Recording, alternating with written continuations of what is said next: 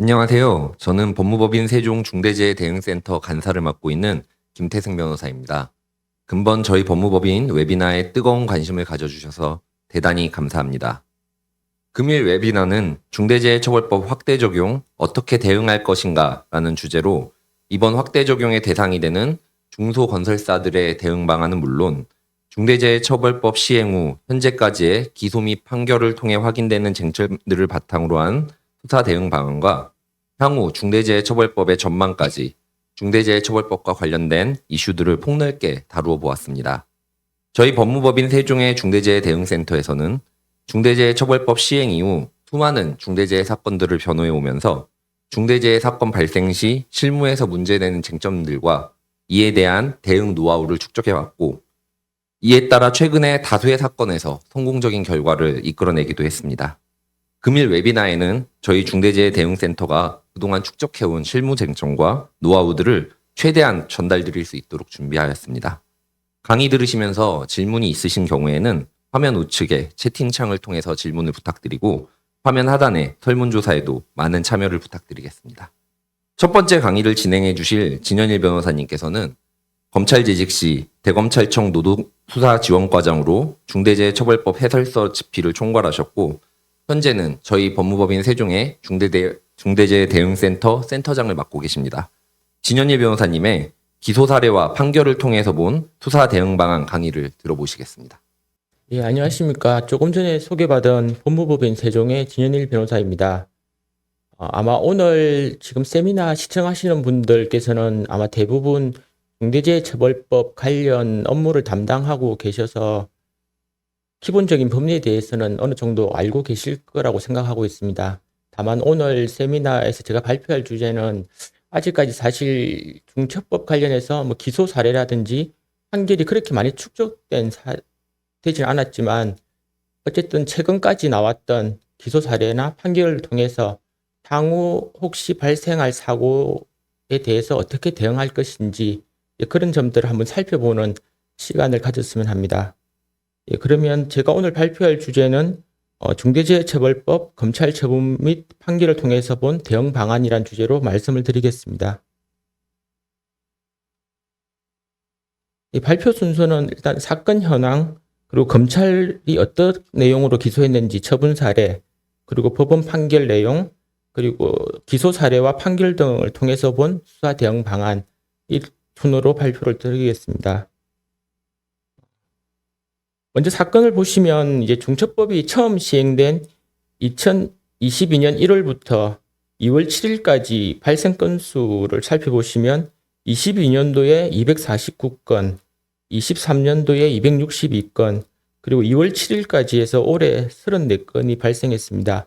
물론 이 통계는 실제 사망 건수보다는 훨씬 적은 이유가 아시다시피 이제 50인 이상만 올해 1월 27일 전까지 적용되다 보니까 실제 중처법 적용 대상 건수라서 실제 사망 건수보다는 적게 나와 있습니다. 다만 올해는 1월 27일부터 아시다시피 50인 미만 사업장들도 중처법 적용이 되기 때문에 발생 건수는 훨씬 많이 늘어날 것으로 예상이 됩니다. 현재까지 검찰에서는 총 39건을 기소했고 4건에 대해서는 혐의 없음 처분을 했습니다. 그리고 판결은 현재까지 14건이 선고되었고 1심에서 확정된 건이 3건, 그리고 상고심에서 확정된 건이 1건 있습니다. 보시다시피 이제 기소가 한 40여 건, 선고는 14건 정도여서 아직까지 많은 사례가 축적되지는 않았습니다. 그렇지만 오늘 그동안 이제 기소 사례 중에서 저희가 좀 눈여겨볼 만한 사례들과 판결 내용들 한번 살펴보시면 향후에 업무하시는데 많은 도움이 되실 거라고 생각합니다. 먼저 이 기소 사례를 봤을 때 어떤 의무들 위반으로 많이 기소가 되었는지를 확인을 해봤습니다. 근데 저희가 이제 모든 사건의 이제 공소장을 확보할 수 없기 때문에 이제 확인되는 범위 내에서의 통계이기 때문에 실제 통계와는 좀 다를 수가 있습니다. 근데 여기 보시면 가장 많이 기소되는 의무 위반이 이제 유해 위험 요인 확인 및 개선 절차 마련 위반, 그리고 안전보건관리 책임자 등 평가 기준 미마련, 그리고 종사자 의견 청취, 그리고 비상조치 매뉴얼 마련, 이런 내용들로 이제 기소가 주로 많이 되었습니다. 그래서 이 통계 내용으로 보시면 어떤 부분들에 대해서 보다 이제 앞으로 안전 업무 하시면서 더 관심을 가져야 될지 알 수 있을 걸로 보여집니다. 이 처분 사례들 중에 이제 대표적인 몇 가지를 말씀드리겠습니다. 첫 번째 사례가 이제 중첩법이 발생하고 최초로 기소됐던 사례입니다. 요 세척제 제조업체에서 이제 유해 물질이 포함된 세척제를 납품받은 두 개 회사가 이제 안전 조치를 하지 않아서 근로자들 두 개 회사 합쳐서 이제 29명이 독성 감염 증상 발병을 초래했다는 사례였습니다. 지금까지 기소된 사례는 대부분 전체가 다 사람이 사망했던 사건인데 유일하게 첫 번째 사례에서는 사망 사건은 아니고 직업성 질병 발생 사례입니다. 중첩법에서는 1년 이내에 3명 이상 직업성 질병이 발생하면 적용 대상이 되기 때문에 이 사안 같은 경우는 이제 기업별로 13명, 16명에서 총 29명이 독성 감염된 사례였습니다. 이 사건에 대해서는 한 회사는 기소가 되고 한 회사는 이제 불기소 처분이 됐습니다. 이제 그 기소된 회사는 당연히 이제 중첩법에 적시되어 있는 그 안전보건 확보 의무 자체가 제대로 이제 구축이 안 됐기 때문에 기소가 된 사례였고, 불기소된 회사는 그러면 안전보건 확보 의무를 제대로 완벽하게 갖췄느냐? 그렇지는 않습니다. 다만 이 사례가 이제 중첩법 시행되고 나서 첫 번째 기소된 사례다 보니까 이 B사 같은 경우도 그 중첩법 상의 의무를 이제 완벽히 이행한 것은 아니지만 이제 종사자들, 그러니까 근로자들 의견을 청취하고 시급한 안전 확보 의무부터 이제 마련해 나가는 과정에서 이제 사고가 발생하다 보니 고의 부분이 사실은 인정되기 어려워서 무혐의 됐던 사례입니다. 그래서 조금 어떻게 보면 시행되고 나서 얼마 되지 않아서 일어났던 사고다 보니까 좀 A사랑 B사랑 이렇게 결과가 달라진 것 같습니다. 이 사건은 최초로 이제 기소된 사례라는 의미도 있고, 그리고 사망이 아닌 이제 질병으로 인한 기소된 사례라는 유일한 사례라는 의미도 있습니다. 그리고 또 재판 과정에서 위헌법률 심판 재청 신청이 있었던 사례입니다. 물론 이제 법원에서는 이 중첩법에 대해서 이제 명확성 원칙과 가인 금지 원칙, 평등 원칙에 대해서 하나하나 판단을 했는데, 먼저 명확성 원칙 관련해서는 이제 중첩법이 뭐 아시다시피 모든 사업장들을 다 대상으로 하고 있습니다. 그렇다 보니까 사업장들마다 각각 다른 위험 요인을 갖고 있기 때문에 획일적으로 정하는 것은 어려운 일이고, 일반인이 아닌 경영 책임자 자신이 누구보다도 어떤 안전 의무를 해야 되는지를 잘 알고 있기 때문에 충분히 의무 내용을 파악하고 예측 가능하다라고 해서 명확성 원칙이 위반되지 않는다라고 했습니다. 그리고 가인금지 원칙 위반과 관련해서도 모든 산업재해가 아닌 1명 이상 사망한 경우 등에만 적용되고, 뭐 직업 수행의 자유 침해 우려도 없다. 그리고 평등 원칙 관련해서 변호인 측에서 이제 교특법을 들고 나왔었는데요. 거기서 이제 교특법 같은 경우에는 뭐 무면허나 음주운전, 중앙성 침범 같이 사망한 경우에도 5년 이하의 징역에 처하도록 되어 있는데, 중첩법 같은 경우는 중첩법은 이제 돼 있는데, 이제 중첩법 같은 경우는 의무 위반에 대해서 이제 고의범이고, 또 교통사고 처리 특례법은 뭐 가실범을 처벌 대상으로 한다는 점 등에서 처벌 대상이 다르다, 뭐 이런 등의 사유로 해서 이제 중대재해처벌법은 위헌 법률이 아니라고 기각을 했습니다. 그래서 요 지금 기각에 대해서는 뭐 헌법 소원이나 별다른 이제 조치는 취해지지 않은 상황에 있습니다. 이제 두 번째 사례는 이제 원래 중첩법 처음 만들어졌을 때 기업들이 가장 많이 관심을 가졌던 부분인데요. 그럼 CSO, 그러니까 안전보건에 대해서 모든 총괄 책임자를 두면 그럼 CEO는, 그러니까 뭐 대표이사는 처벌받지 않느냐, 가장 이제 관심을 많이 가졌던 부분이죠. 근데 이 조선소 선박 수리 과정에서 이제 하청 근로자가 추락해서 사망했던 사건인데, 이 사건에서 수사 과정에서는 원청업체에서 CSO를 뒀기 때문에 CSO가 경영 책임자라고 주장을 했습니다. 그렇지만 이제 검찰에서는 압수수색한 증거 등에 따르면 이제 CSO가 아니고 대표이사가 안전보건 확보에 대한 실질적 최종적 권한을 행사했기 때문에 대표이사를 기소를 했습니다. 그러면 지금 세미나 들으시는 분들 입장에서는 CSO를 둬도 무조건 CEO가 기소되는 거냐라는 의문을 가질 수가 있는데요.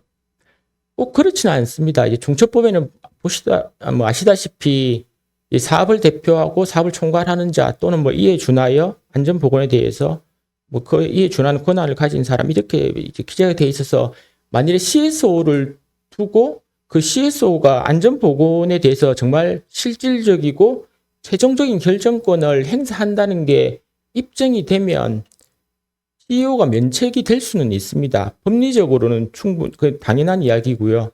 그리고 실제 제가 뭐 뒤에서 이제 무혐의 사례를 말씀드릴 때 보시겠지만 검찰에서 이제 CSO를 경영 책임자로 인정한 사례도 있긴 있습니다. 그래서 이제 CSO가 경영 책임자로 책임을 지는 경우도 발생할 수 있는데 다만 그렇게 하기 위해서는 정말 CSO가 안전보건에 관해서는 최종적이고 실질적인 결정 권한을 가져야 된다는 거죠.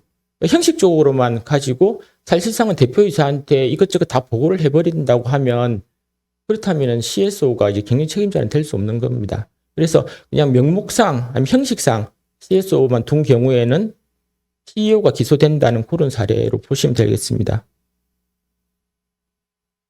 그리고 세 번째 사례는 이제 하청업체 대표가 사망한 경우에도 중대재해처벌법으로 기소된 사례입니다. 이 사례를 말씀드리는 이유는 저희가 이제 기존에 산업안전보건법만 있던 때는 기본적으로 이제 근로자가 사망했을 때 처벌하던 법률이었는데 중처법 같은 경우는 이제 보호 대상이 종사자라고 되어 있습니다. 근데 그 종사자 개념에는 아시다시피 원하청 근로자뿐만 아니라 수급인까지 포함되는 개념이기 때문에 하청업체 대표가 사망을 해도 이제 기소가 중처법으로 기소될 수가 있다. 이런 점을 이제 확인해 볼 수 있는 그런 사례입니다. 그리고 세 번째는 그 채석장 붕괴 사망 사건인데요. 이 사건은 되게 좀 독특한 사안이었습니다. 그러니까 기존의 사안들은 대부분 다 이제 일단 등기부상 대표이사가 대부분 다 경영 책임자로 기소되고 처벌받았었는데 이 사례에서 유일하게 등기부상 대표이사는 산안법상의 안전보건 책임자, 관리 책임자로 산안법으로 기소가 되고 이제 그 그룹 회장이 저희가 흔히 말하는 실질적 이제 오너가 중처법으로 기소가 됐던 사안이었습니다.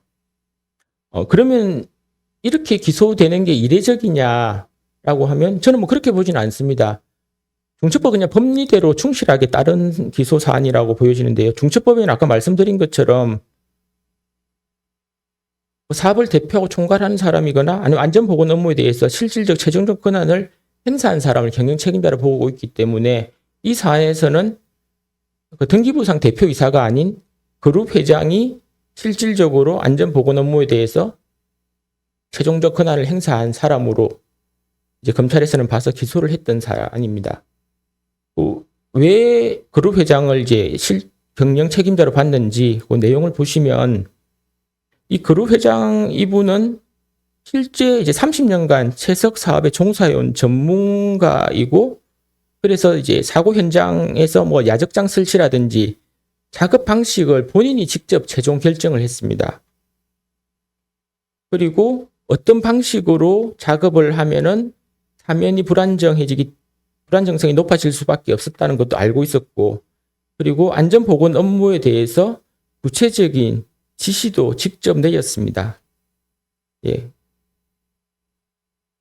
또 실제로 각종 어떤 보고라든지 지시 통해서 주요 사항도 결정을 하고, 이런 입증된 내용들로 봤을 때 실질적으로 이제 안전보건에 관해서 최종적으로 결정을 한 사람은 등기부상 대표이사가 아니고 이제 그룹 회장이다라는 것을 이제 검찰에서는 입증을 했다라고 봐서 기소를 했던 사안입니다. 그래서 등기부상 대표이사가 있으니까 실제 오너는 나는 경영 책임자로 기소될 일이 없을 거야 이렇게 생각하시면 안 될 것 같고, 실제 누가 경영 책임자로서의 권한을 행사하는지 그 부분을 이제 봐야 된다는 이제 점을 참고할 수 있는 그런 기소 사례입니다. 다음은 이제 무혐의 사례인데요. 정유회사에서 이제 폭발 화재 사고 발생해서 하청 근로자 1명이 사망하고 원하청 근로자 9명이 상해를 입은 사안입니다. 이 정유회사는 외국 국영기업이 63% 지분을 가지고 있고 대표이사를 포함해서 사내이사 5명 전원이 외국 국적자인 회사입니다. 근데 이 사건에서 검찰은 처음으로 CSO를 경영 책임자로 봤습니다. CSO를 경영 책임자로 본 이유가 대표이사 같은 경우에 산안법에 따른 안전보건계획 보고서 내용과 안전보건 조직 구조가 일치하는지 확인하고 관련 시스템 개발 검토 언급한 일은 있지만 이 정도 사정만으로는 대표이사가 CSO에게 안전보건에 관한 구체적 지시 관여를 했다고 보기 어렵다라고 판단을 했고 그리고 서울 본사에 있는 최고 안전 책임자 CSO에게 모든 권한을 위임을 하고 외국인 대표이사는 실질적인 최종적 권한을 행사한 사실이 없다라고 판단을 했습니다. 그래서 유일하게 지금 나온 무혐의 사례 중에 CSO를 경영 책임자로 본 사례입니다. 그리고 이 사건에서는 CSO가 이제 경영 책임자에 해당은 되긴 하지만 중대재해처벌법에 있는 모든 안전보건 확보 의무를 충실히 다 이행했다라고 봐서 이 CSO에 대한 중대재해처벌법 혐의에 대해서도 불기소 처분을 했습니다. 이 사건은 이제 결론보다는 CSO도 경영 책임자로 인정받을 수 있다라는 것을 보여주는 사례이기 때문에 앞으로 업무하실 때 충분히 참고하실 만한 사례로 보여집니다. 그리고 6번째는 에어컨 수리기사 사건인데요. 이 사건 같은 경우는 이제 원청이 있고 이제 자회사 수리기사가 에어컨 실외기 점검하다 추락사한 사건입니다. 이 사건도 역시 혐의 없음 처분이 됐었는데 혐의 없음 처분된 사유가 이제 수리기사가 수리 예약일보다 하루 앞당겨 이제 수리에 나서면서 일부 안전수칙 위반을 하고 하는 등 수리기사 과실이 이제 중하다라고 봤던 사안입니다. 그래서 산안법 혐의도 인정이 안 되고 따라서 중처법 혐의도 인정 안 된다라고 나왔던 사례입니다. 그리고 7번째 사례는 이제 사기업이 아닌 이제 공사 사장이 기소됐던 사례거든요. 그래서 약간 기존에 이제 사기업들만 기소되던 사례가 아니기 때문에 참고로 한번 보시라고 넣어놓은 사례입니다. 그리고 최근 사례 중에 이제 아파트 관리사무소 직원 추락 사건이 있었는데 이 사건이 증거 조작과 관련해서 의미 있는 사례로 보여집니다. 이 사건은 이제 아파트 관리사무소 소속 피해 근로자가 이제 사다리가 이제 배관 점검을 하다가 사다리가 부러지면서 바닥에 추락해서 사망했던 사건입니다. 근데 이 사건이 좀 특별했던 이유가 그 입주자 대표 회장이 요 관리소장에게 이 사망 사건이 일어나니까 그러면 안전조치가 우리는 잘 돼 있었다라는 거를 수사를 받기 전에 준비를 해야 되지 않습니까? 그러다 보니까 조금 무리하게 그 안전모를 원래는 이 피해 근로자가 착용을 안 하고 있었는데 그 안전모를 가지고 가서 현장에 있던 피를 안전모에 묻혀가지고 안전모를 마치 작업 중에 쓰고 있었던 것처럼 증거를 조작했던 사안이었습니다. 그래서 결국은 요 관련자 관리소장 같은 경우는 이제 구속까지 되었던 그런 사례였습니다. 그래서 이 사례 같은 경우는 약간 좀 극단적인 사례긴 하죠. 보통은 이제 그렇게까지 외부로 드러나는 물체의 어떤 조작을 가해서 증거를 조작하는 경우는 거의 드문 경우인데 굉장히 이례적인 사례고요. 그래서 결국 이제 구속까지 됐던 사례죠. 근데 보통 업무 하시다 보면은 만약 사건이 발생하면은 일단 사건 발생 이후에 서류들을 한번 살펴보시면 아마 부족한 부분들이 있을 겁니다. 근데 보통 그러한 경우에 서류를 조금 뒤에 보완을 해 놓을까? 이런 유혹에 빠질 수도 있는데 물론 이 사안하고는 똑같지는 않지만 서류를 사고 이후에 보완을 하든지 해버리면 그게 이제 증거 조작이나 증거 은폐로 볼 여지가 있어져서 결국은 이제 이렇게 구속까지 될 수 있는 그런 위험한 상황이 발생할 수가 있습니다. 그래서 혹시나 뭐 사고가 발생하더라도 기존 자료를 중심으로 대응을 해 나가야지 사고 이후에 어떤 서류라든지 다른 물체에 대해서 증거를 조작하는 그런 행위가 절대로 있어서는 안 된다는 그런 사례입니다. 그리고 9번째는 자동차 회사의 혐의 없음 결정 사안인데요. 이 사건 같은 경우는 그 피해자가 원래는 품질 검사를 하는 근로자인데 이제 직접 수리 업무를 하다가 사망을 했던 사안입니다.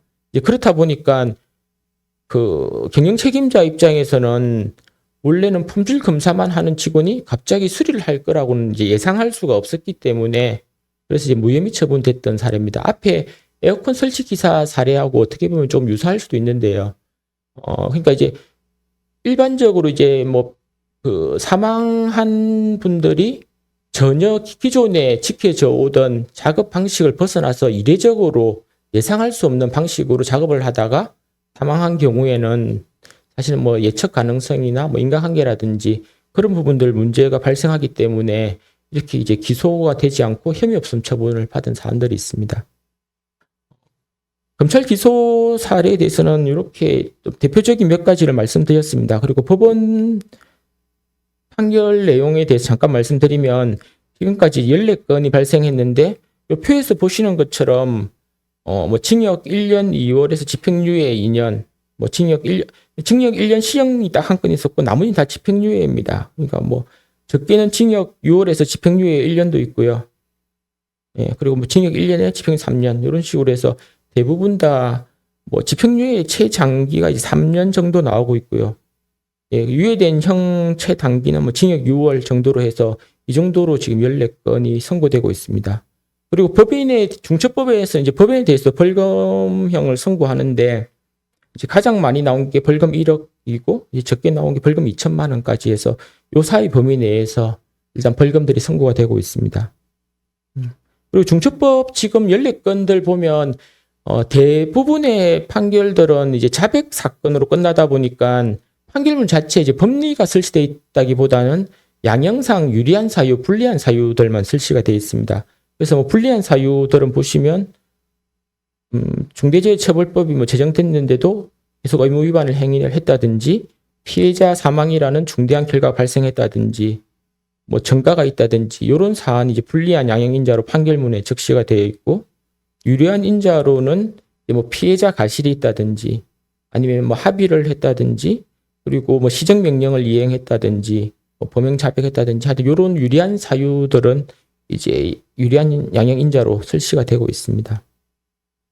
판결은 대부분 다 이제 자백을 했는데 이제 일부 판결에서만 이제 조금 그 피고인들이 다툰 내용이 있는데요. 그 내용들만 이제 살펴보고 마무리를 하도록 하겠습니다. 먼저 저희들 산안법에 보면은 이제 대표이사가 매년 회사의 안전 및 보건에 관한 계획을 수립해서 이사회에 보고하도록 되어 있습니다. 근데 그 보고 내용에도 보면 안전 보건에 관한 경영 방침을 보고 내용으로 정하고 있는데 이게 결국은 이 중처법에서 요구하는 안전 보건에 관한 목표와 이 경영 방침하고 상당 부분 이제 중복이 되고 있습니다.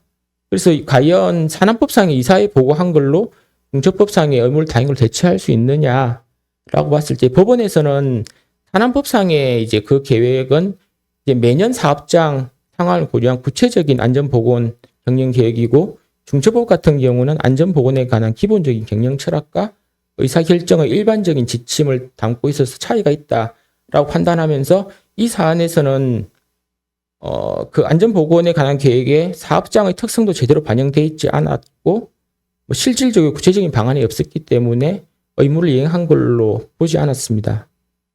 그리고 그 안전보건에 관한 인력, 시설, 장비 등을 피한 예산도 편성하고 편성된 용도에 맞게 집행했다라고 이제 주장을 하는 사안이었는데 이 예산 관련해서는 저희가 뭐 특히 이제 건설업 같은 경우에 산업안전보건관리비 계상하도록 되어 있는데 이보다는 보다 넓은 범위로 이제 편성을 해야 되고 그리고 그 편성된 용도대로 실제 집행이 되어야지 의무를 이행한 것으로 봐주고 있습니다.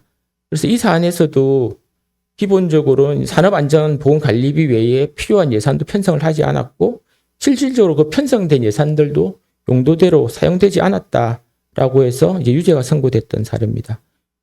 그리고 그 위험성 평가 매뉴얼 관련해서도 공사장 특성에 따른 매뉴얼을 만들어야 되는데 이 사업장 같은 경우는 그냥 일반적인 매뉴얼, 건설 현장에서 사용되는 매뉴얼만 사용했다라고 해서 이제 의무를 이행했다라고 볼 수 없다라고 했었고, 그리고 관리 감독자 평가하는 기준 같은 경우도 실질적으로 평가를 제대로 해야 되는데 이 사안에서는 그냥 인사평가만 했다든지 아니면 그 인사평가 대상 직원들이 자기가 스스로 자기 성과에 대해서 이제 적어낸 거기 때문에 이러한 것들을 이제 관리감독자 업무평가 기준 맞이한 걸로 볼 수 없다. 이렇게 판단을 해서 다 유죄를 선고했던 사례들입니다. 그래서 지금까지 살펴본 기소 사례와 판결 내용들을 바탕으로 해서 이제 어떻게 수사 대응을 해야 될지 간략하게 말씀을 드리겠습니다. 피해소 선임으로 인해서 시효 면책될 수 있느냐 하는 부분은 앞에서 말씀을 드렸고요. 그리고 증거 조작하면 안 된다는 부분, 예. 그리고 수급인 근로자뿐만 아니라 수급인 본인의 안전도 이제 관심을 가져야 된다. 그리고 안전 보건에 관한 목표와 경영 방침도 산안법에 정해진 내용에 대해서 충실히 이행하지 않고 그냥 형식적으로 한 경우에는 인정받지 못한다는 내용이고요. 그리고 등기부상 대표이사가 반드시 경영 책임자가 아니라는 내용.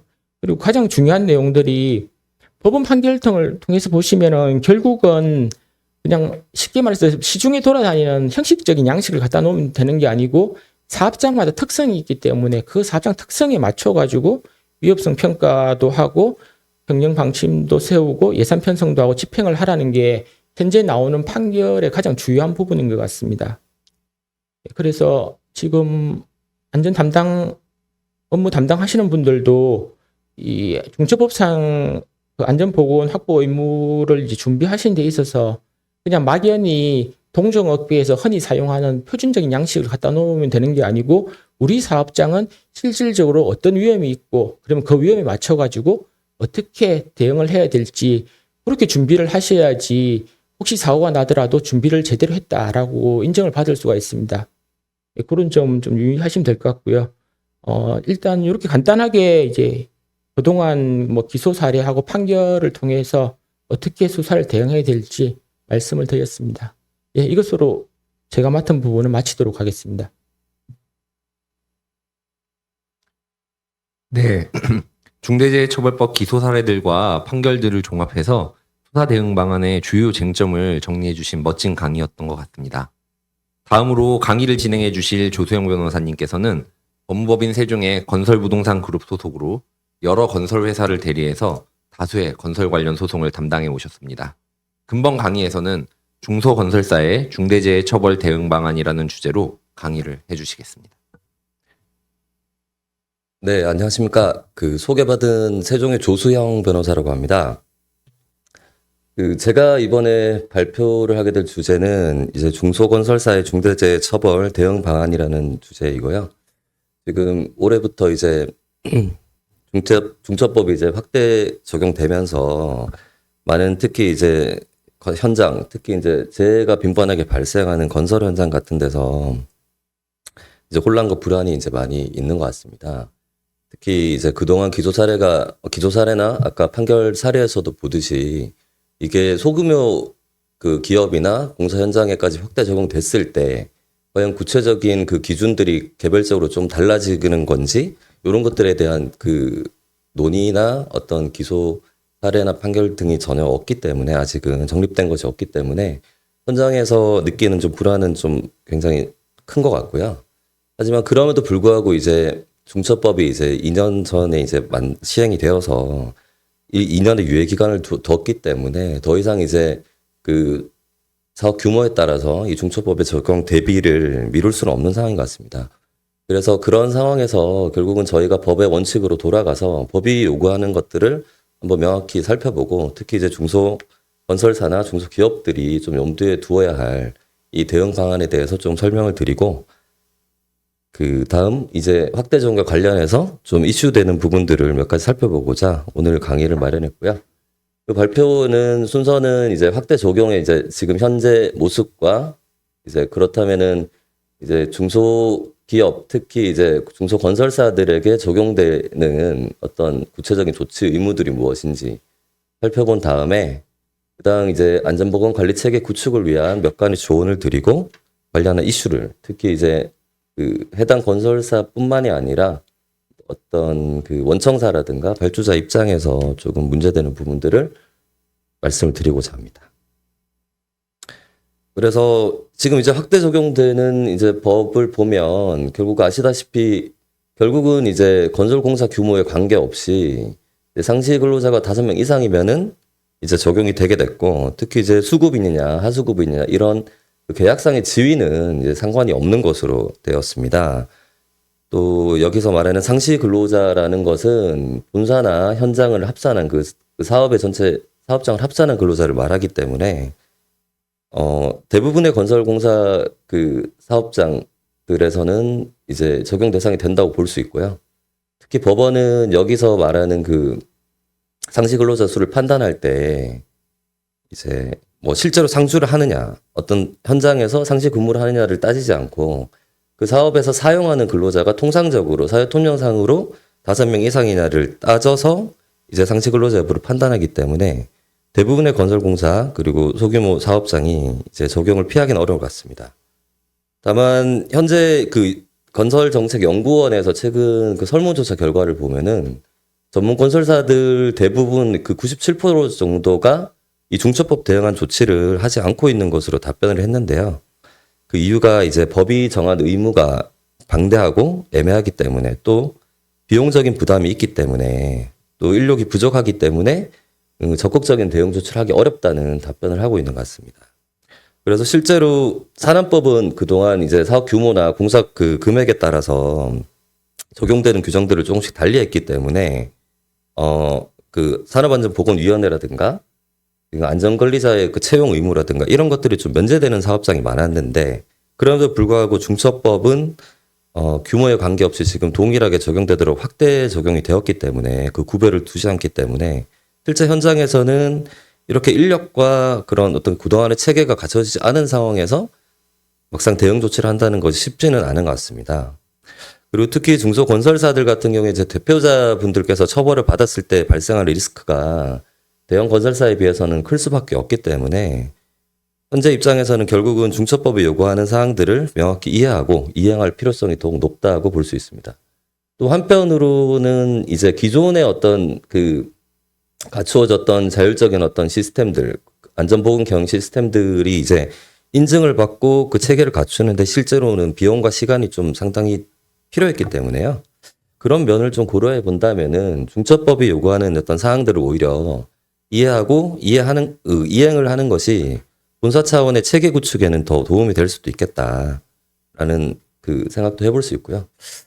그런 점에서 이제 보면 이제 중처법이 요구하는 그 체계 구축에 그 위한 이행 조치들은 결국은 시행령에 이제 구체적으로 정해져 있는데 그 시행령 4조를 중심으로 이제 지금 확대 적용 대상이 된 50명 미만 사업과 사업장과 50억 미만의 건설공사에 적용되는 규정과 되지 않는 규정을 조금 나누어 살펴볼 수 있습니다.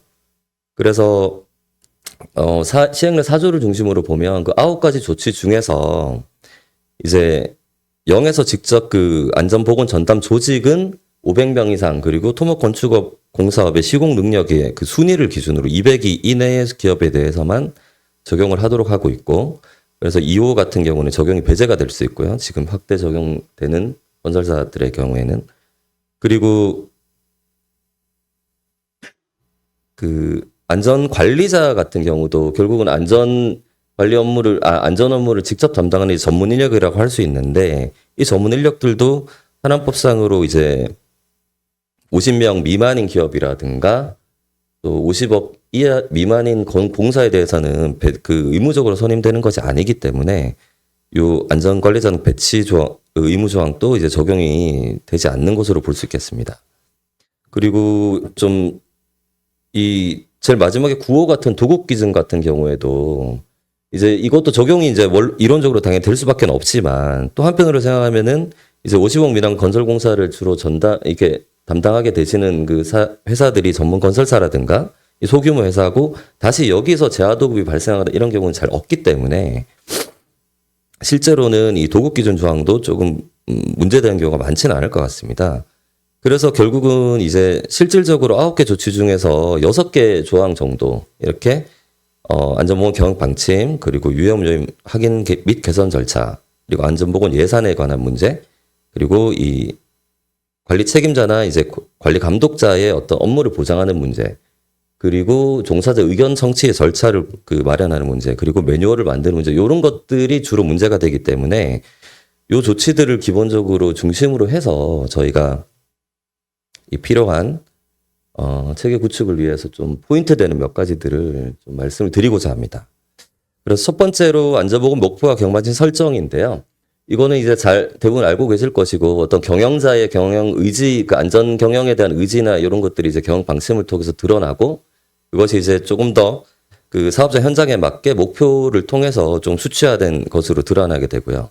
그리고 이제 그것이 실제로는 이제 법이 필수적으로 요구하는 건 아니지만 그것이 추진 계획을 이제 수립함으로써 조금 이제 하나의 어떤 안전보건 체계에 대한 전체적인 큰 그림을 저희가 공표하는 부분이라고 할 수 있습니다.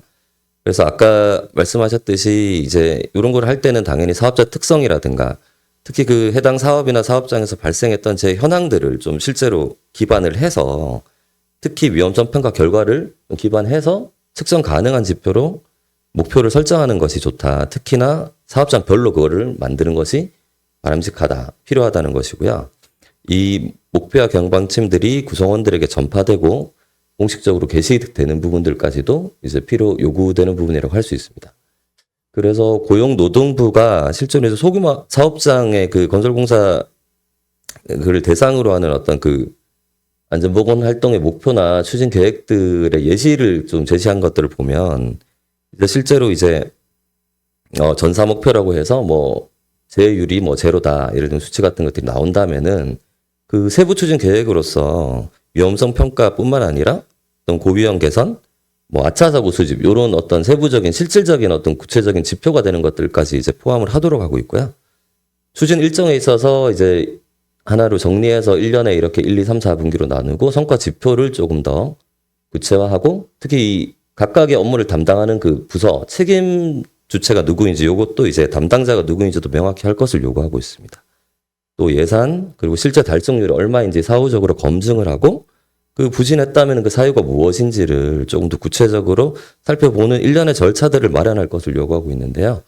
이런 어떤 일종의 이걸 하나의 한 예시로 봐서 좀 활용을 해서 이런 1호의 어떤 요구사항들을 저희가 이제 구축을 할 수 있을 것 같고요. 두 번째로는 이제 위험 요인의 확인 및 개선 절차 마련, 그리고 반기 1회 이상 점검, 그리고 필요한 조치입니다. 사실 이제 이 부분이 가장 제일 중요한 어떤 요구사항이라고 할 수 있고, 실제로 이제 그 기소 사례라든가 그 실제 공판까지 간 단계 사례들을 보면은 이 위험 요인 확인 및 개선 절차를 대부분 이행하지 않았다고 이제 지적하는 경우가 많았었는데요.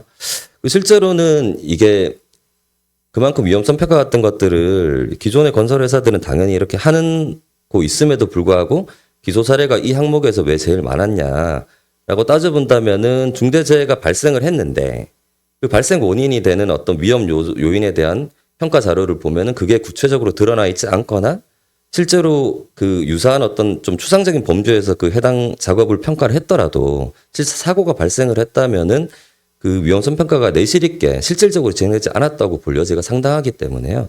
그런 면에서 이게 실제 사고가 발생했을 때는 이 항목 위반이 문제가 될 수밖에 없을 것 같습니다. 그래서 그만큼 이 부분에 있어서는 조금 더 충실하고 내실 있는 그리고 실제 작업별로 좀 구체적으로 특성을 해서 이 위험성 평가라든가 위험 요인을 확인하는 절차 이것이 반드시 필요하다고 봐야 될 것 같고요. 다만 이제 시행령에서 산안법상의 위험성 평가를 이제 마련해서 실시하고 결과를 보고하면은 이 3호에서 말하는 점검을 한 것으로 인정해 주기 때문에 위험성 평가 절차를 마련하고 있다면 그 이전에 이제 반기 1회상의 어떤 점검과 필요한 조치까지 이런 것들을 조금 더 추가를 한다면은 이 부분을 이제 준수를 했다고 볼 수 있을 것 같고요.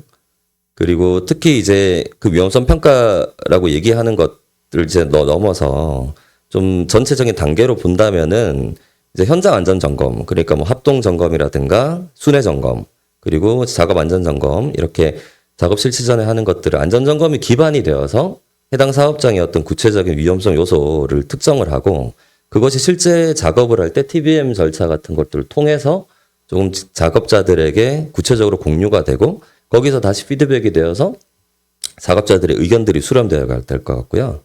그리고 그것이 만약에 재해로 이어졌을 때 어떤 그 아차 사고를 포함해서 기본적인 재해에 대한 면밀한 조사가 있고, 그것이 이제 경험 책임자들에게 보고가 되고 다시 개선 활동이 이루어지는 일련의 이런 절차들이 조금 더 구체적으로 마련이 돼야 된다. 이런 관점에서 조금 봐주셔야 될 것 같고, 또 특히 이제 소규모 어떤 건설공사 같은 경우는 이제 위험성 평가에 있어서 조금 더 구체적인 부분들이 이제 자신이 없을 수 있는데, 이것도 조금 드리면은 이제 작년부터 이제 120억 미만 공사 같은 경우는 건설공사의 기술 지도 그 계약 자체를 발주자가 체결하도록 하고 있기 때문에 그 결과 보고서를 활용을 해서 현재 공정이나 이 향후 공정의 위험 요인을 파악하는, 그래서 요것들을 활용을 해서 좀 위험성 평가 이렇게까지 좀 활용을 할 수 있는 것들을 좀 말씀을 드리고 싶고요. 그리고 추가로 이제 지금 이제 중첩법도 그렇고 그 이전부터도 이제 정부 지원 사업들을 많이 마련을 하고 있고, 거기에 되게 중심이 되는 부분들이 위험성 평가 부분이기 때문에 120원 미만의 중소건설사라든가 요 위험성 평가 인정 제도를 조금 활용을 하고, 그래서 컨설팅을 좀 지원을 받는 부분, 그리고 50억 미만 현장 같은 경우는 특히 이제 뭐 클린 사업장 조성 지원 전체 사업이라는 것이 있기 때문에 그거를 활용을 해서 특히 요 안전과 관련한 비용들, 그리고 이런 것들을 보조받는 것들, 이런 것들을 조금 더 활용을 하시면은 요 체계 구축, 특히 이제 사무 조치들을 이행하는 데 큰 도움이 되실 것 같습니다.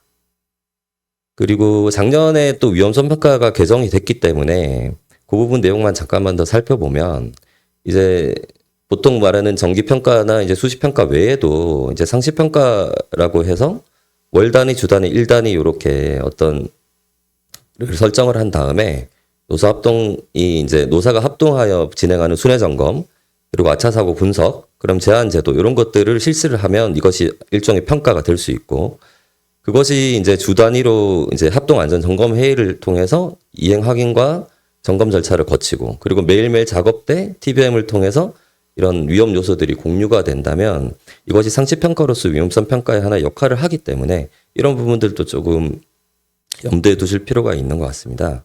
그리고 이번 개정에서는 위험성 평가 전 과정에서 어떤 근로자들의 참여를 조금 더 적극적으로 하는 것들을 강조하고 있고, 특히 아까 말씀드린 TBM이란 제도를 통해서 현재 그 작업 당일에 어떤 작업자들의 그 이제 위험 요소에 대한 그 충분한 공유와 어떤 그 설명들이 이제 중요하다는 것을 강조하고 있습니다.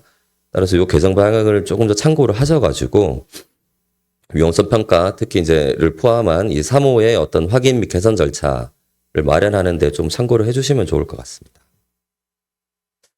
그리고 다음은 이제 예산 편성의 문제인데요. 예산을 편성하고 다시 용도에 맞게 집행을 하느냐의 문제입니다. 그래서 아까도 그 진월 변호사님께서 말씀을 하셨지만은 이제 건설업 같은 경우는 건설업 산업안전보건관리비 계상 및 사용 기준이 있기 때문에 이것이 하나의 예산 편성의 일종의 기준이 될 수는 있습니다. 다만 이것 또한 이제 건설공사 발주자가 부담하는 의무이기 때문에 별도로 재해 예방을 위해서 필요한 인력이나 시설 장비의 구입, 그리고 특히 유해 위험 요인 개선 비용을 마련하는 것이 필요하다는 것이 고용노동부 입장이고요.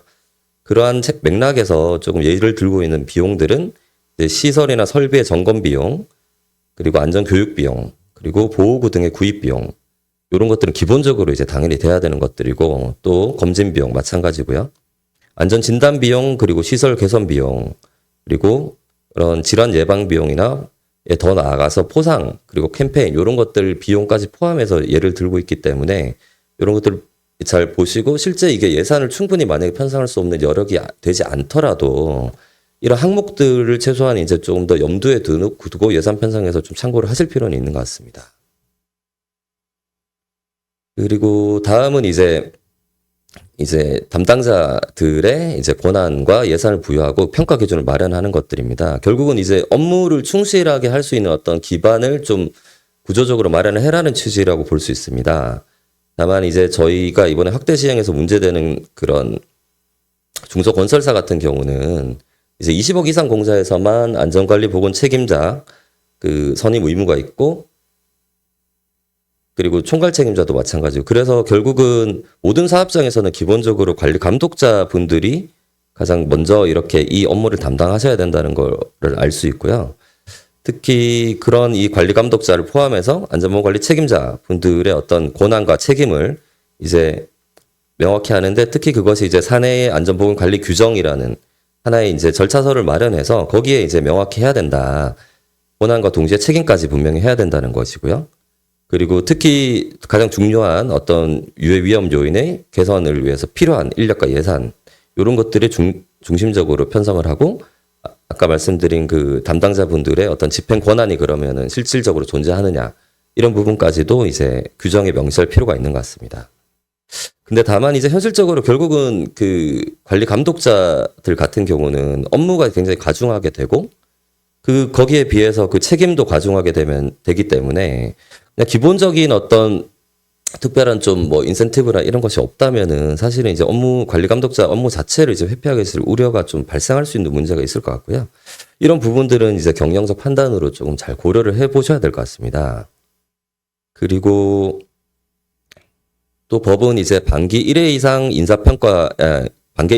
이제 평가 기준을 마련해서 평가하도록 하고 있는데, 아까 말씀하셨지만 여기서는 그 일반적인 인사평가와는 분명히 다른 어떤 중처법에서 요구하는 그 안전 관리에 대한 평가여야 할 것 같고요.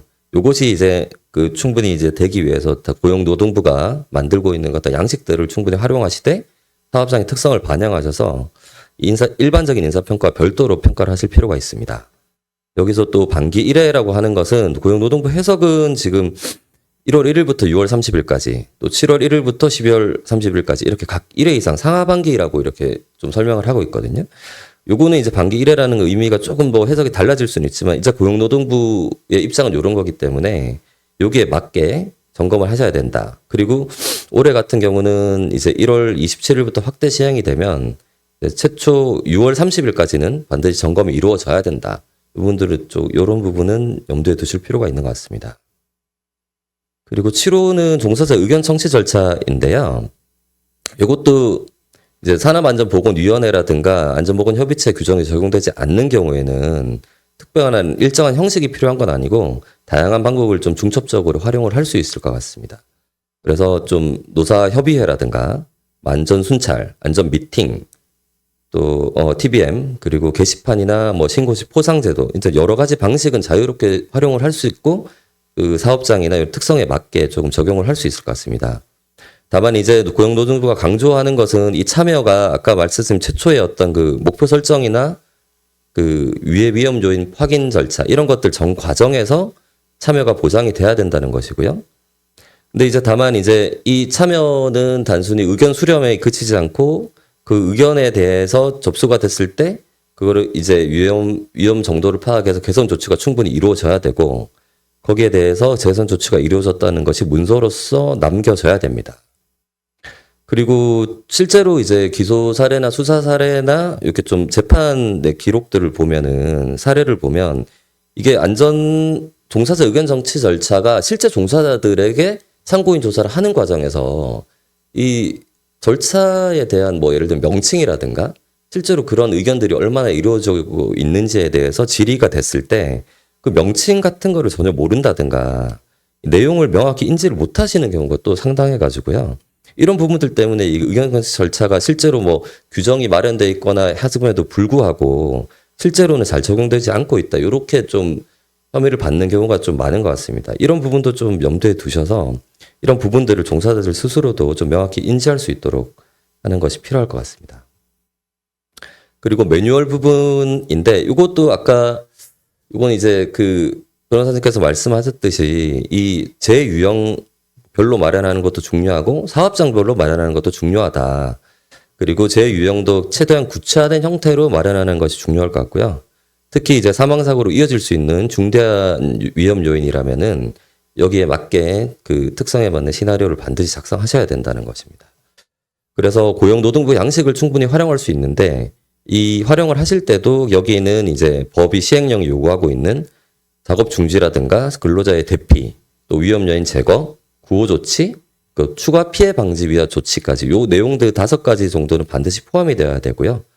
또 강조드리는 것은 사업장의 어떤 현장의 특성은 반드시 반영하셔야 된다는 것입니다.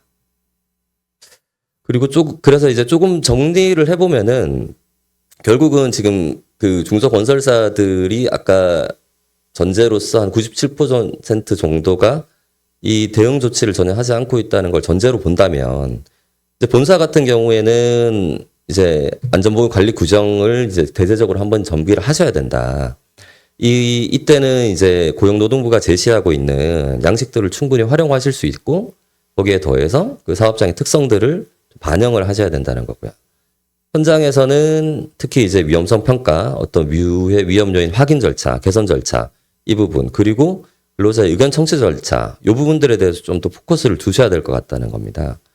그리고 그래서 이제 특히 이제 중소건설사 같은 경우는 책임자뿐만 아니라 관리 감독자의 권한과 책임을 조금 더 명확히 하셔야 되고 그리고 아까 말씀드렸듯이 어떤 일상에서의 어떤 TBM에서 실질적으로 이제 위험 요소가 발굴이 되고 확인이 되고 공유가 되는 것 또 뿐만 아니라 근로자들의 어떤 의견 청취도 이제 TBM 통해서 마련이 되는 것 이런 것들이 다시 TBM 회의록 같은 걸 통해서 충분히 기록이 되어야 될 것 같고요. 또 세 번째는 이 현장의 어떤 그 내용들이 논의한 내용들이 경영 책임자한테 충분히 보고되고 거기에 맞는 필요한 조치가 돼야 된다는 겁니다. 그리고 당연히 이제 이런 경영 책임자의 그 서명이 기재된 이행 문서가 작성되고 보관되어야 하고요.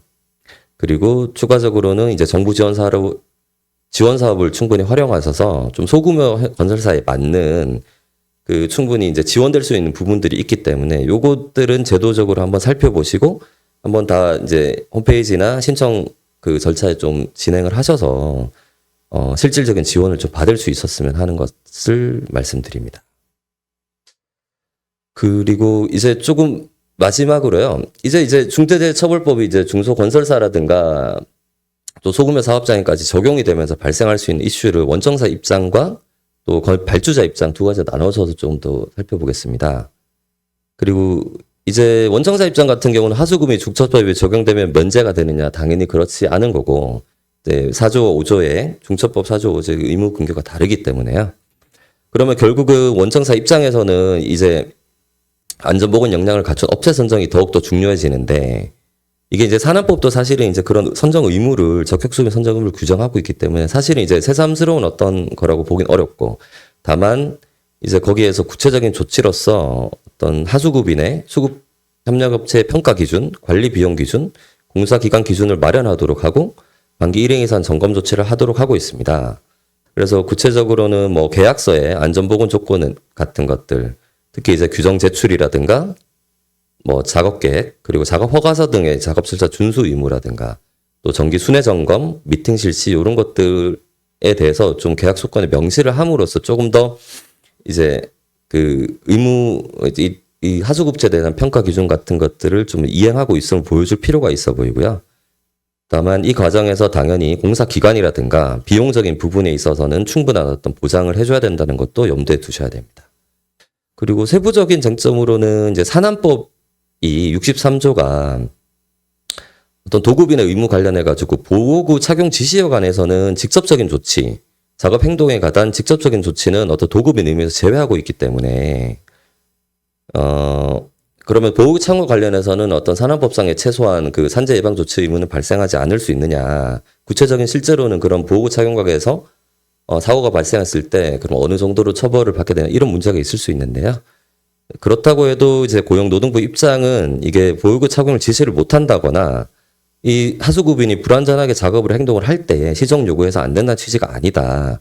특히 산안법은 66조에서 시정 조치를 할 수 있도록 하고 거기에 대해서 관계수급인이 따르도록 하고 있기 때문에 최소한 이제 도급인이 이걸 방치한다던가 하는 경우에는 의무 위반 가능성이 있고 거기에 따라서 이제 책임 소재가 문제될 수 있다는 점을 좀 염두에 두셔야 될 것 같습니다.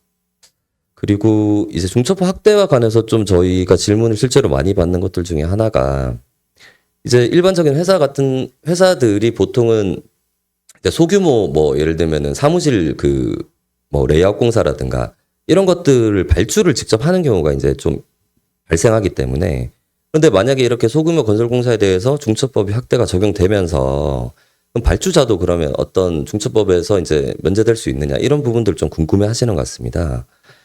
그래서 거기에 관한 규정을 보면 이제 산업법이 건설공사 발주자라는 개념을 이제 규정을 하고 있고요.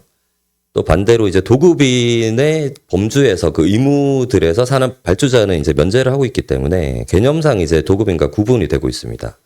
근데 다만 이제 산업법이 건설공사의 시공을 주도하여 총괄관리하지 아니하는 자라고 규정을 하고 있는데요. 그래서 개념이 조금 모호하고 이제 구체적인 어떤 의미가 불분명하기 때문에 좀 다툼이 있을 것 같습니다. 다만 이제 노동부는 이제 규범적인 관점에서 판단해야 된다라고 하고 있고 법원은 파급식 판례가 많은 건 아니지만은 구체적인 좀 일을 구체화해가지고 실제로 사업의 일부라든가 같은 장소에서 진행하는 사업을 실질적으로 외주한 거에 불과하다든가 혹은 도급인이 지배하고 있는 어떤 특수한 위험 요소가 있는 사업장에서 공사를 이제 맡겼을 때 그래서 도급인이 이걸 관리해야만 이제 위험 요소를 지배할 수 있을 때 이런 경우에는 그 단순한 발주자가 아니고 산업법상의 도급인으로 인정을 해서 도급인의 의무를 부과하고 있는 것 같습니다. 그래서 결국은 이제 발주자가 그럼 어디까지 개입해야지 이제 중첩법 리스크를 피할 수 있느냐. 그래서 예를 들면은 뭐 공사 과정에서 설계 변경을 지시한다든가 뭐 시공회의 같은 거를 이제 할 때 안전조치를 지시한다든가 이런 것들을 그럼 전혀 뭐 하면 안 되는 거냐. 오히려 리스크를 최소화하기 위해서. 근데 그런 관점에서 조금 접근을 하시기보다는 이제 고용노동부도 기본적으로는 발주자가 이제 일반적인 경우 특별한 사정이 없다면은 실질적으로 이제 시설 장비 장소를 지배 운영 관리했다고 볼 만한 특별한 사정이 없으면은 발주자는 이제 그 중첩법상의 어떤 책임, 도급인으로서의 책임을 부과하기는 좀 않을 것이라는 의견을 제시한 바 있고요. 그뿐만 아니라 이제 기본적으로 어떤 공사에 지시하고 이런 것들이 발주자 지휘에서 정당한 권한 행사로 볼 수 있고 또 산안법이 발주자의 어떤 의무를 이렇게 규정하는 태도들이 점점 발주자가 이제 안전조치의 의무를 부과하는 방향으로 그 좀 강화가 되고 있기 때문에 예를 들면 이제 아까 말씀드린 120억 미만 공사 같은 경우는 이제 지도 계약 같은 것들을 발주자가 체결하도록 하고 있기 때문에 그런 방향까지 좀 고려해 보면은 발주자도 결국은 이제 법이 정한 최소한의 어떤 그 산재 예방 조치 의무라든가 또 공사 과정에서 어떤 거를 발견했을 때 지시하고 이런 것들은 충분히 이제 이행을 하는 것이 맞고 그것이 이제 사고 예방에 좀 필요할 것 같고요. 다만 이제 리스크를 최소화하는 차원에서 이제 산안법상 의무라든가 이런 의무 이행 차원에서 어떤 지시하는 것들이라는 것을 뭐 문서 같은 데도 명시할 수 있으면 좋을 것 같다는 정도 의견을 드릴 수 있을 것 같습니다. 네, 이상으로 저희가 이제 조금 산안법뿐만 아니라 중첩법이 이제 확대 적용되면서 중소건설사들이 이제 취해야 될 어떤 조치에 대해서 좀 포인트들을 말씀을 드렸고요. 그래서 오늘 말씀드린 것들을 조금 더 인지를 하시고 좀 더 실제 현장에서 이거를 적용을 해서 좀 시간과 비용은 들 수밖에 없겠지만 어떤 의무를 이제 이행하고 어떤 체계를 구축하는 것은 이제 불가피하다는 점을 좀 이제 명심하시고 차근차근히 준비를 한다면은 이제 충분히 어떤 대응을 할 수 있을 것이라고 생각합니다. 이상. 네, 특히 이번 확대 적용의 대상이 되는 중소건설사들에서 챙겨야 할 핵심적인 부분들을 잘 정리해 주신 강의였던 것 같습니다. 다음으로 강의를 진행해 주실 김동욱 변호사님께서는 법무법인 세종의 노동그룹 그룹장을 역임하고 계시고 2023년 환경비즈니스 및 중앙일보 선정 베스트 로이어로 선정되시기도 하셨습니다. 김동욱 변호사님의 중대재해처벌법 어디로 갈 것인가 강의를 들어보시겠습니다. 예, 방금 소개받은 김동욱입니다. 저희가 원래 그 외부에 알려드릴 때 5시까지 끝내겠다고 했는데 지금 벌써 5시가 돼서 앞에 우리 두 분 변호사님이 하실 말씀이 많아서 많은 말씀해 주셨고요. 개인적으로 정말 감사하게 생각하고 있습니다. 왜냐하면 제가 이 주제를 이제 하긴 했는데 사실 좀 부담스럽기도 하고요.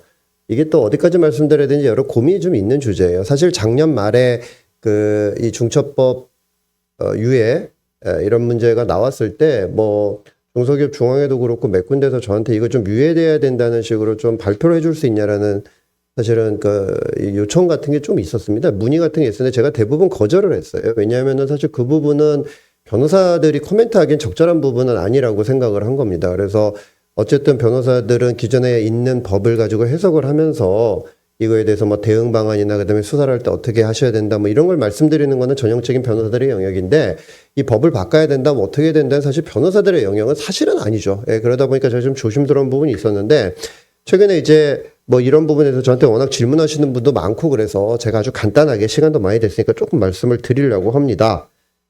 뭐 조금 뭐 정치적인 얘기가 나올 수밖에 없는 부분이긴 한데요. 제가 뭐 어째 특정 정치에 뭐 성향을 갖고 있는 건 아니고 좀 경우의 수를 나눠가지고 좀 말씀을 드리려고 합니다.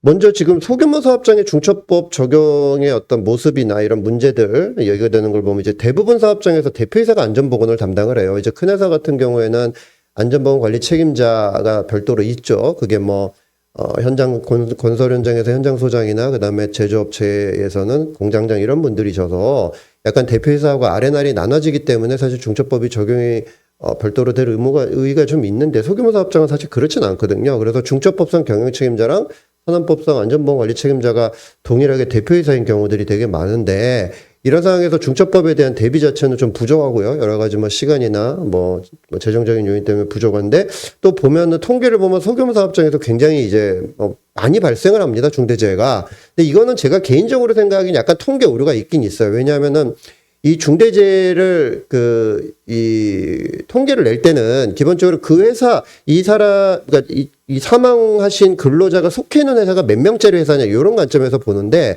사실은 이제 중첩법이라고 하는 거는 어떤 특정 공간을 지배하는 자들이 거기서 생기는 위험도 지배해라 이런 법이기 때문에 실제로 이 통계에서 나타나는 소규모 사업장 소속 근로자들이 어디 가서 일을 하는지는 나타나지 않거든요. 그래서 사실은 이 뭐 5인 사업장, 뭐 10인 사업장 이런 근로자지만 사실은 이분들이 되게 큰 원청의 사업장에 가서 일을 할 수도 있고 그렇게 되면 원청의 관리를 받을 수가 있기 때문에 사실은 여기서는 약간 통계 오류는 작동할 수가 있습니다. 그런데 어쨌든 통계적으로는 소규모 사업장의 중대재해가 더 빈발하는 걸로 나와 있고요.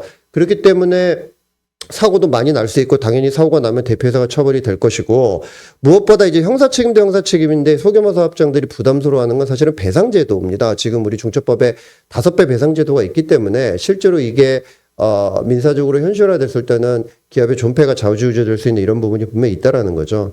자, 그래서 이제 많은 부분에서 이제 중첩법이 뭔가 변화가 필요하다 이런 말씀을 많이 하시잖아요. 근데 뭐 잘 아시다시피 지금 국회 권력에서 어떤 정당은 중첩법에 뭐 유예를 얘기하셨고 어떤 정당은 이제 그대로 시행되는 걸 얘기하셨기 때문에 이제 입장 차이가 있으신 거잖아요. 근데 만약에 지금 중첩법을 유예 안 시키게 해야 된다라는 그 정당이 그대로 이제 다수당이 되시면 당연히 이제 변화 가능성은 좀 뭐 상정하기 좀 어렵겠죠. 물론 이제 그때도 시행령 개정의 가능성은 있어 보입니다. 제가 보기엔 그것도 해야 될 필요도 사실 있어 보이고 지금 제가 보기에 지금 중첩법의 문제 중에 하나는 시행령이 약간 애매하다라는 부분이 있고요. 시행령에 있는 그 의무 조항이 너무 광범위하다는 부분도 있고 또 시행령에서 기업들 규모에 따른 적용 범위를 좀 개별화한 게 거의 없어요. 물론 뭐 300인 이상 사업장 같은 경우 위험성 평가를 뭐 외주화할 수 있고 뭐 이런 것들이 있긴 있습니다만 그게 좀 더 세분화돼야 되는데 사실 시행령이 그렇게 안 돼 있는 거거든요. 그래서 시행령 개정의 가능성은 있지만 어쨌든 모법 폐지나 이런 거는 사실은 뭐 지금 어떤 총선 결과에 따라서 아예 안 될 수가 있다는 거죠. 근데 예를 들어서 이걸 가정을 하는 거예요. 만약에 유예를 주장했던 정당이 만약에 국회에서 다수당이 된다. 총선을 통해서. 그렇다 하더라도 제가 보기엔 폐지는 어렵습니다. 왜냐하면 이게 기존의 안전보건 관련 법령이 그대로 있어 왔고요. 그럼에도 중대재해가 굉장히 많아요. 그다음에 이 생명과 안전에 대한 국민의 인식이 되게 높아졌습니다. 그렇기 때문에 이걸 폐지하는 게 명분이 없어요. 그러니까 사람의 생명보다 중요한 게 뭐 있냐? 기업의 이윤이 사람 생명보다 중요하냐라고 물어보면은 그 누구도 예스라고 얘기할 수가 없습니다. 그렇기 때문에 사실은 이런 정치에서 이런 걸 개정하고 하는 건 명분이 굉장히 중요한데 사실 명분이 없어서 폐지는 굉장히 어렵다. 그러면 개정은 가능하냐? 사실 모법 개정은 쉽지도 않고 사실 큰 의미도 없습니다. 제가 보기에는 중첩법의 모법은 별 내용이 없어요. 중첩법의 가장 핵심이 사실은 4조잖아요. 4조의 1호하고 4호인데 그 1호, 4호의 구체적인 내용이 시행령이 전부 위임이 돼 있단 말이죠. 그러니까 사실은 모법 개정은 쉽지도 않지만 사실 그렇게 필요하지도 않다. 그래서 중요한 거는 제가 아까 말씀드렸듯이 시행령 개정이다. 시행령 개정이고 이 시행령 개정하고 또 맞물려 있는 게 지난번에도 얘기 나왔지만 안전보건청 논의예요. 그러니까 사실은 전에 그 국민의힘에서 안전보건청을 받으면서 유예를 하자고 했는데 사실 노동부 입장에서는 청천벽력 같은 얘기였을 거예요. 왜냐하면은 안전보건청을 별도로 독립을 시키게 되면 사실 노동부의 조직 논리로서는 굉장히 노동부한테 불리한 얘기거든요. 상당 부분의 직원들을 내보내야 되고 조직이 축소가 되는 거니까 어느 부나 자기 외청이 만들어지는 거를 그렇게 좋아하지는 않습니다. 그래서 이런 부분이 어떻게 논의가 되는지 봐야 되는데 저는 개정의 가능성은 있다. 특히 이제 시행령 개정 가능성은 분명히 있고 노동부에서도 어떤 형식으로는 준비를 하고 계신 걸로 알고는 있어요. 그래서 시행령 개정은 가능하기도 하고 필요하기도 하다. 근데 방향이 어떻게 될 거냐가 문제인데요. 결국에는 시행령을 이제 결국에는 시행령에 있는 기존의 안전보건 확보의 내용을 조금 이제 기업들이 실제로 지킬 수 있는 내용으로 바꾸는 개정 방안이 하나가 있을 수 있고 두 번째는 기존의 내용을 그대로 두더라도 그중에 일부 조항들을 기업 규모에 따라 가지고 적용 제외해주는 방향이 있을 수 있어요. 이거는 뭐 입법적 결단이기 때문에 제가 어떻게 돼야 된다라고는 못하겠는데 어쨌든 저희가 그거를 바라보는 관점에서 고민은 하되 기본적으로 그게 이행되기 전까지는 우리가 중처법을 어떻게든 준수를 해야 되잖아요. 그리고 이거를 기업들이 준수를 하게 하려면 어떻게 해야 되냐 이건 점에서 우리가 고민을 해야 되는데 첫 번째는 기업이 노력을 해야 돼요. 저는 솔직히 말씀드리면 유예는 큰 의미가 없다고 봤어요. 어차피 2년이란 기간이 있었고 유예를 한다고 해서 중소기업들이 지금부터 그럼 대비를 뭐 할 거냐 쉽지 않다고 봤습니다. 그리고 지금 노동부에서 뭐 산업안전 대진단 이런 거 하고 계시거든요. 근데 사실은 그 대진단을 통해 가지고 중처법에 완벽한 대비를 할 수 있느냐고 물어보면 저는 절대 동의는 힘들어요. 그러니까 이게 지금 기업들이 대비를 안 하면서 막연히 뭐 유예가 될 거다, 뭐 법령이 개정될 거다 이렇게 그 생각하시는 거는 제가 보기에는 조금 그거는 오판이신 것 같다 이런 생각이 들고요. 그다음에 정부는 제가 보기에는 약간 시행령 개정은 저는 필요하다고 또 말씀을 드리고 또 하나 제가 이제 법원 검찰에 말씀을 드리는 건데 이 법원 검찰이 물론 이제 검찰 출신 진현일 변호사님이나 이런 분들은 그렇게 얘기는 안 하시지만 제가 제3자 입장에서 봤을 때는 이게 사실 무과실 결과 책임처럼 운영이 되거든요. 그러니까 중처법이 처음 만들어질 때 제일 이제 비판을 했던 부분이 걱정을 했던 부분이 뭔가 하면 옛날에 산업안전보건법을 무과실 결과 책임처럼 운영했어요. 이게 형사책임에도 불구하고. 그러니까 인과관계나 이런 걸 심각하게 따지지 않고 고의가실을 심각하게 따지지 않았던 것이 기존 판례의 태도였다는 거죠. 근데 지금 중처법이 나오고 나서도 여전히 노동부는 물론이고 법원도 그런 태도를 보인다는 거예요. 예를 들어서 시행령 4조 3호에 우리 위험성 평가가 있단 말이에요. 그 위험성 평가를 안 하면은 처벌받는 건 오케이예요. 그다음 위험성 평가를 했어. 근데 했는데 어떤 위험을 잡아냈는데 개선을 안 했어. 근데 그 위험이 발현돼서 만약에 사람이 죽었어. 그럼 처벌받는 거 오케이입니다. 그런데 지금 문제는 뭔가 하면 위험성 평가를 했어요. 근데 위험을 못 잡아냈어요. 여러분 위험성 평가라는 거는 사람의 인지 능력을 최대한 발휘해 가지고 평가를 하는 걸로 족한 거예요.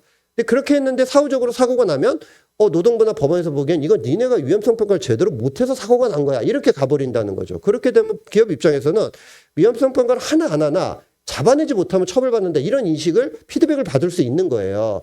자, 이거에 대해서 많은 분들이 그럼 사람이 죽었는데 누구는 책임을 져야 되지 않느냐 이런 논리로 접근하시는 분들이 굉장히 많은데 법률가로서는 너무너무 위험한 생각이에요. 그렇기 때문에 그리고 또 이게 문제가 뭔가 하면 그런 피드백이 자꾸 시장에 가잖아요. 그럼 기업들은 어떻게 반응을 할 수밖에 있느냐 하면은 내가 아무리 열심히 노력해도 어차피 처벌이네. 배짜라 몸으로 때우자. 이렇게 갈 수가 있다는 거예요. 그래서 제가 보기에는 이 부분은 분명히 개선이 돼야 되고 오히려 기업들이 고민을 하고 대비를 했을 때는 면책을 시켜주고 하는 적극적인 조치들이 있어야 기업들이 내가 이거 노력하고 하면은 면책이 될 수 있거나 생각해서 노력을 하는 건데 지금처럼 무과실 결과 책임처럼 운영을 해버리면은 기업들이 그냥 정말 말 그대로 배째라 해버릴 수가 있거든요. 그러면은 중처법은 아무런 목적을 달성하지 못하고 사람이 죽었을 때는 그냥 처벌하고 기업들을 징벌적으로 손해배상하는 법이 될 수밖에 없고 이 법이 원래 갖고 있는 그 예방 효과를 발휘하기는 어렵다는 거죠. 그래서 저는 어쨌든 이런 세 가지 기업들도 분명히 대비할 노력이 있어야 되고 정부도 기업들이 좀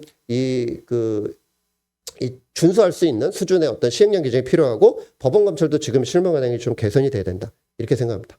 예, 제가 말씀드린 이게 좀 다분히 뭐 법률적인 내용은 아니고 약간 뭐 정무적인 분이라서 좀 조심스럽긴 한데요. 제가 평소에 갖고 있던 생각 한번 말씀드려봤습니다. 이상입니다. 모쪼록 중대재해 관련 업무 수행에 큰 도움이 되시기를 바라고 화면 하단의 설문조사에도 많은 참여를 부탁드리겠습니다. 이상으로 금일 웨비나를 마치겠습니다. 감사합니다.